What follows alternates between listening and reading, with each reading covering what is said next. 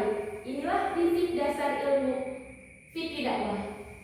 Dan yang kedua, menyampaikan kebenaran itu wajib, tapi caranya tidak boleh sembarangan. Mari kita lihat contoh dari Rasulullah SAW. Saat dakwah di Mekah, beliau dihina, beliau dilempari batu, beliau ditolak, tapi responnya bukan marah, bukan benci, tapi tetap sabar dan lembut. Bahkan ketika malaikat menawarkan untuk menghancurkan penduduk Taif, Nabi menjawab, "Jangan, semoga dari anak cucu mereka lahir orang yang beriman." Ini menunjukkan bahwa kebenaran harus dibungkus dengan kelembutan, bukan dengan emosi. Dan yang ketiga, hikmah dan kebijaksanaan dalam dakwah. Hikmah artinya menempatkan sesuatu pada tempatnya. Dalam konteks dakwah, kalau kita berdakwah pada remaja, gunakan bahasa mereka. Kalau pada masyarakat umum, jangan gunakan istilah umum.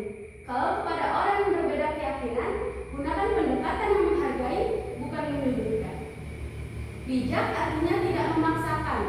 Kita hanya menyampaikan, bukan memaksa orang untuk menerima. Tugas kita bukan memberi hidayah, tapi menyampaikan dengan cara terbaik. Contoh, kita berdakwah ke anak muda zaman sekarang. Kalau langsung ceramah dengan bahasa kitab kuning, mereka bisa bosan.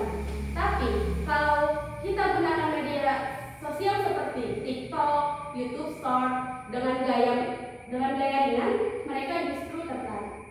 Dan yang terakhir, dakwah bukan hanya di mimbar.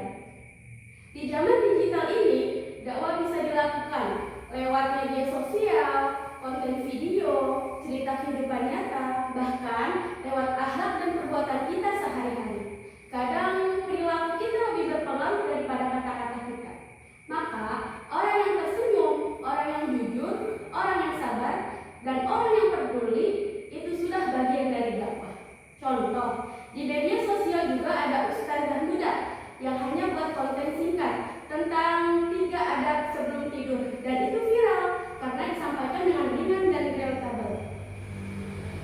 Baiklah, hadirin yang dimuliakan Allah, mari kita pahami dakwah bukan sekedar menyampaikan apa yang benar, tapi juga bagaimana menyampaikannya dengan hikmah dan bijak. Jangan sampai kebenaran yang indah menjadi tidak diterima hanya karena disampaikan dengan cara yang salah. Jadilah manusia yang tidak hanya pintar berbicara, tapi juga bijak dalam sikap. Jadilah penyampai kebenaran yang lembut ucapannya, kuat ilmunya, dan luas sabarnya. Baik, semoga ilmu yang saya sampaikan hari ini dapat bermanfaat untuk kita semua. Kurang lebihnya mohon maaf. Wabillahi taufiq wal hidayah. Wassalamualaikum warahmatullahi wabarakatuh.